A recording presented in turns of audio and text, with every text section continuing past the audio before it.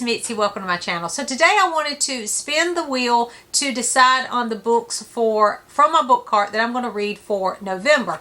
But I first wanted to talk about the books that I read for October from my book cart. And that was first Freaky Friday by Mary Rodgers. This was published in 1972 and it is a middle grade. And you probably are familiar with Freaky Friday because they have made a movie adaptation. In fact, I think they've made 2 movie adaptations of this book. And so I was interested because it was published the year I was born, 1972, but also because there is a film adaptation. And I remember watching the old film adaptation many years ago, and I need to watch the other because I've never watched it. Let me know what you think if you watched both of them, how they compare. But anyway, I decided to pick this one up, and a long time ago I picked it up and I never read it, so it's been sitting on the book cart waiting to be read, and I'm glad that I did get to this one. It was a quick read. I think it took me a day to read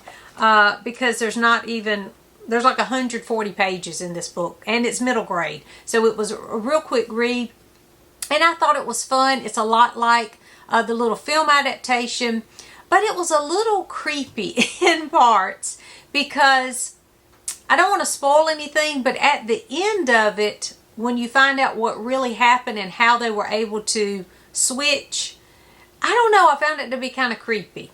And I don't want to say more than that, but as a parent, I'll just say that, I thought it was a little on the creepy side. So what this is about is a girl wakes up one Friday morning and she is in her mother's body, and her mother has taken her body, and she has to figure out her day, maneuver through the day as her mother. And so of course she doesn't know how to do the things that her mother does. She doesn't, like in her appointment book, she has this time like 2:30 p.m. but she doesn't know what it's for.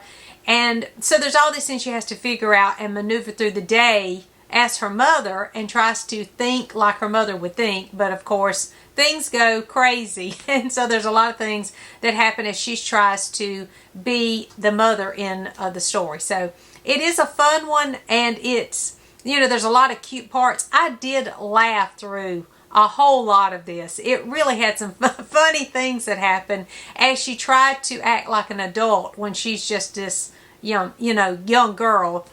She's just a kid, and I think she's like 12 or 13 years old. I can't remember how old she is in the book, but she's not very old. She is, doing the normal preteen kind of things in the book, and it's funny how she's thinking still that same way, but she's in an adult woman's body. So, and a mother's body. So she has a lot of responsibilities that she's not used to, like washing the clothes and cleaning the house and buying the groceries and cooking the food. And then there's just all kinds of things that happen because of that. But I will say, I really enjoyed it. I thought it was funny, but that ending did creep me out a little bit. The second one I read was The Rose and the Yew Tree by Mary Westmacott. Now, Mary Westmacott is actually Agatha Christie. She wrote under the pen name Mary Westmacott, and I think there are a handful of these books, so I am interested in reading more of these. This was from the top shelf. My son had given me this book as a gift, I think at Christmas this past year, so I'm glad I was able to get it read before this Christmas. But I was interested in reading some Mary Westmacott because I do love Agatha Christie. I will say this is not the mystery Agatha Christie that we know, but I'll say, I told my husband this, that I think reading this book helped me, I don't know, just value Agatha Christie's writing even more, because when you read a mystery, you're looking for the whodunit, why, the how. It's more like a puzzle that you're trying to figure out. So it doesn't necessarily have to be written that well and you're still interested. I mean, it has to be written enough for you to be interested in solving the case, but a lot of times it's just about that plot and solving the mystery in those novels. But this shows that Agatha Christie could actually write. It wasn't just the puzzles that she was good at and creating these very clever mysteries and clues throughout these mysteries that she's written, but she can actually write a story that you're interested in and it's not even a mystery. So that was one of the reasons I'm glad that I read this, because I noticed that as I was reading it, it was a page turner. And from the first page, you know that it's a tragedy. I mean, what the guy says, what this story about is about the rose and the yew tree. It's about this man who has met this guy named John Gabriel. He's a war hero. He's super ambitious, and it tells the story of how they met and how their paths cross and how there are all kinds of consequences to this meeting and what happens after that. And on the very first page, you can tell that it's not going to go so well, that there is going to be, it's not going to be the happiest story. This is not promising you a happy story, and it's certainly not. It was a tragedy. And I'm not normally up for too many tragedies, but from the first page, I could not stop reading. I couldn't wait to get back to this book. I had it on my nightstand, and I would read a little bit each night, and I was so tempted. I didn't, but I was so tempted to stay up and finish it. From the first day, and it only took me, a few days to finish it because I was so invested in these characters. The way the story was told was fantastic. And I really loved, too, there was another thing that I enjoyed about this one that I've read a lot of the mysteries that Agatha Christie's written, but the way that she describes the people and each person kind of represents something in the story, and the way that she uses that to, just kind of tell things about her observations about life itself and the way that we respond to things and the paths that we take. It was kind of philosophical. I thought it was a little deeper than what I was anticipating. And there were a couple places that I even marked that I want to go back to, because I thought, wow, that is really an insight about human nature, and it really was thought-provoking.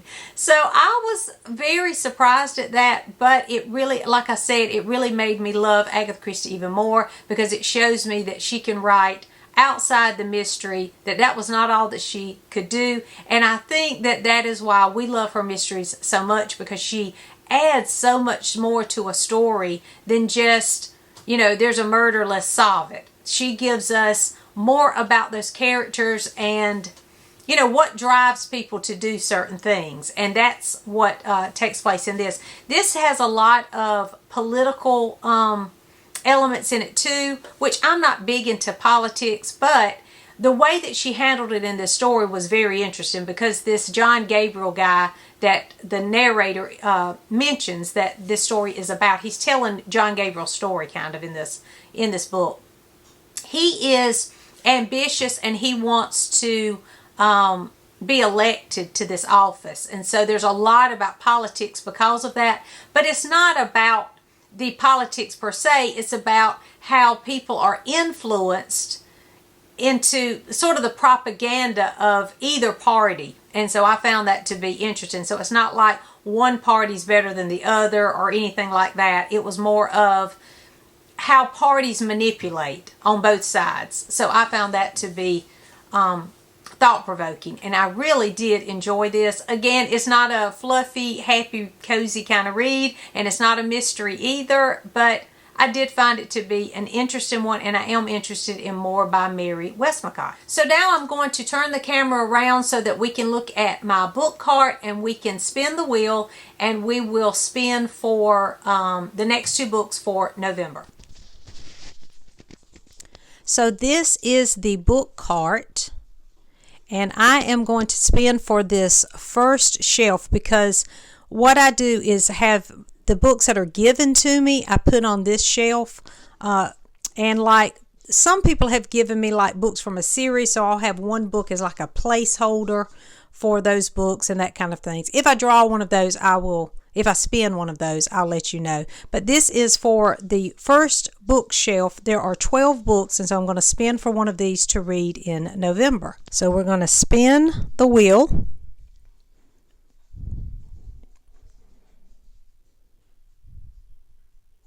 number 12. So number 12 is a D.E. Stevenson. So now we're going to spin for the next shelf.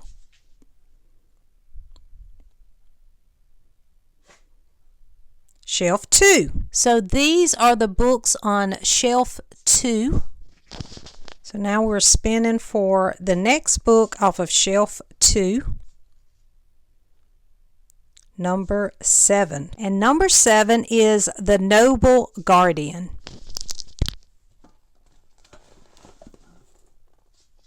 So these are the two books, The Musgraves by D.E. Stevenson. That was a gift. So that was from the gift shelf. That was a gift from my husband just recently. And then the other is a book I've had for a very long time on my shelf, The Noble Guardian by, I think it's Michelle Greep. Is that how you pronounce her name? I've read some of her books and I've enjoyed them. So these are my choices from the book cart spin, and I'm excited for both. The Noble Guardian will also work for Historathon. Let me know if you've read these in the comments so we can chat there. Thanks for watching, and I'll see you soon.